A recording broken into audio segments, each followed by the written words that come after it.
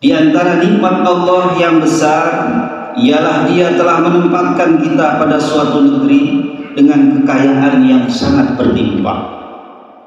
Begitu indahnya negeri kita sehingga bangsa lain menyebut sebagai Indonesia sebagai pulau-pulau yang diumpamakan untaian jamrud di Katulistiwa.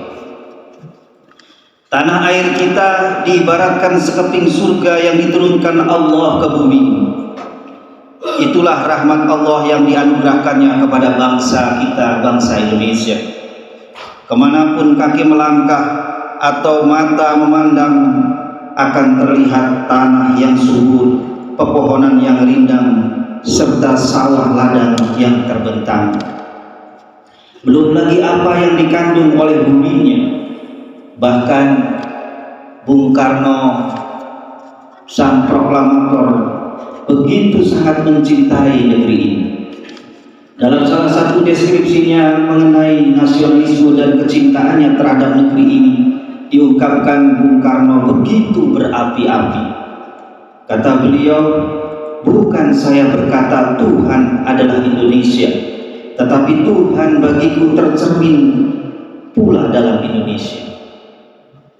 Bung Karno melihat Indonesia dalam awan-awan putih yang berarak, dalam tanahnya yang luas dan subur, dalam langit dan gunung-gunungnya yang permai dan biru, dan dalam sinar mata anak-anak kecil. Bung Karno mendengar Indonesia ketika mendengar burung titiran melakukan nyanyian yang merdu, atau deburan ombak lautan yang membanting di pantai. Saudara, Indonesia adalah angin bersayap di rimba raya Gunung Burangrang, segarnya angin dari sumur di desa-desa, dan bunga-bunga yang mekar di jalan-jalan. Bung Karno tidak dapat menahan hentakan-hentakan gelora jiwa dalam dadanya yang begitu mencintai negeri ini, sampai harus bercakap akrab dan berdendang takjub dengan sungai-sungainya, pohon-pohonnya, dan awan kemauannya. Singkat kata, di mata Bung Karno, Indonesia adalah satu totaliter, dan segala perasaan yang terkandung dalam kolbunya yang membuatnya rela untuk berjuang demi negeri yang diproklamasikannya. Dan begitu juga dengan para pahlawan lain. Saudara kaum muslimin, sekeping taman surga yang dihiasi oleh aneka ragam tumbuhan terbentang di bumi Indonesia. Sekeping surga itu telah kita rebut dengan darah dan air mata. Darinya kita harus mampu menarik pelajaran agar kita dapat meraih surga yang berada di negeri seberang, surga yang sesungguhnya kelak di akhirat. Kita harus bekerja tanpa henti, penuh kepedulian, bekerja sama secara harmonis, tidak mengambil melebihi kebutuhan, apalagi sampai menumpuk-numpuk.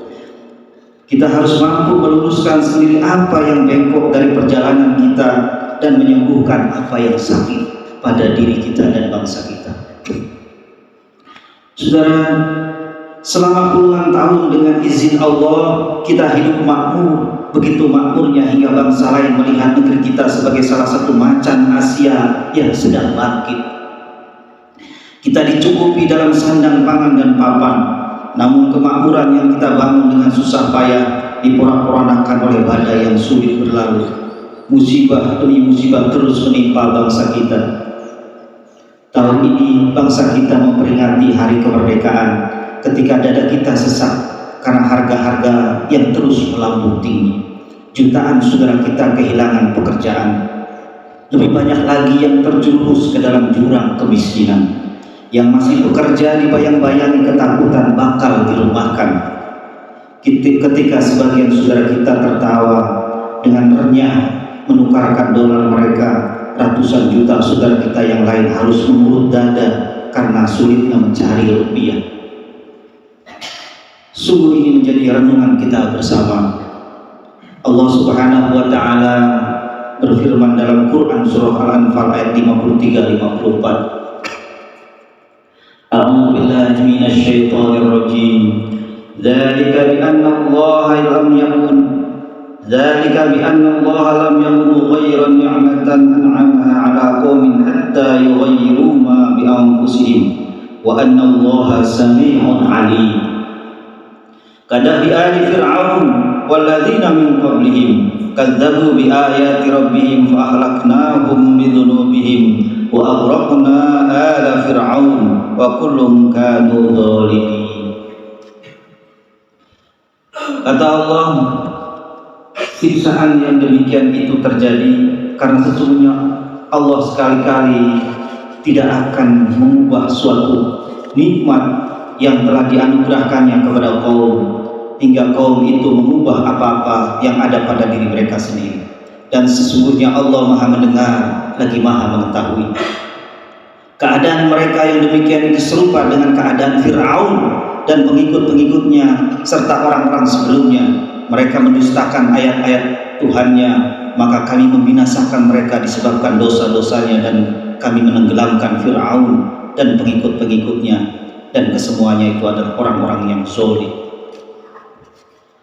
Saudara kaum muslimin rahimakumullah, jangan-jangan musibah yang menimpa bangsa kita ini karena sebagian bangsa kita sudah menjadi ahli Fir'aun, menjadi keluarga besar Fir'aun. Jangan-jangan para pemegang kekuasaan di antara kita sudah menjadi Fir'aun kecil yang menggunakan kekuasaan untuk memeras yang lemah, menindas yang kecil, dan merampas hak orang yang tidak berdaya.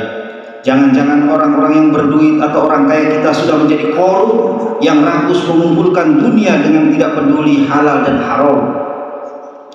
Demi uang kita tidak ragu-ragu untuk menghantam, menyakiti, bahkan membunuh sesama saudara kita. Kita sudah menjadi binatang-binatang buas. Zamrud Katulistiwa sudah kita ubah menjadi rimba raya yang menakutkan. Jangan-jangan para cerdik pandai kita sudah menjadi Haman yang mempersembahkan kecerdasannya untuk mengabdi kepada kezaliman. Kecerdasan dan kecerdikan kita gunakan untuk meliciki orang banyak. Kepintaran kita manfaatkan untuk membodohi orang-orang yang bodoh. Saudara kaum muslimin, jangan-jangan kita semua sudah tidak peduli lagi dengan perintah Allah. Kita semua sudah menjadi budak-budak dunia. Di masjid kita membesarkan Allah, di luar masjid kita menyepelekan Dia. Di masjid seluruh anggota badan kita pergunakan untuk beribadah kepada Allah, di luar masjid kita menggunakannya untuk bermaksiat kepadanya. Tangan-tangan yang kita angkat dalam doa-doa kita adalah juga tangan-tangan yang mungkin bergelimang dengan dosa. Lidah-lidah yang kita getarkan untuk menyebut asma Allah yang suci ini adalah juga lidah-lidah yang melumuran kata-kata kotor. Kepala yang kita rebahkan dalam sujud adalah juga kepala yang kita dongakkan dengan sombong di hadapan hamba-hamba Allah. Kaum muslimin jamaah Jumat rahimakumullah, mari kita ubah, kita perbaiki yang kita alami sekarang menjadi nikmat kembali. Dengan apa? Dengan mengubah perilaku kita. Tinggalkan arogansi Fir'aun, kerakusan Qarun, kelicikan Haman, dan kemunafikan Ba'lam. Mari kita akui dosa-dosa kita di hadapan Allah yang setiap saat dapat mencabut nyawa kita. Saudara kaum muslimin, mari kita isi hari ulang tahun Republik Indonesia ini dengan rasa syukur kehadiran Allah, sambil meningkatkan ibadah dan pengabdian kita kepada Allah Subhanahu wa Ta'ala, dengan terus berjuang dan berusaha menjadikan kehidupan kita, mewujudkan kehidupan kita yang berkecukupan, adil, aman, dan makmur. Semoga Allah menjauhkan kita dari malapetaka dan siksa neraka yang amat pedih. Amin ya Allah ya Rabbal Alamin.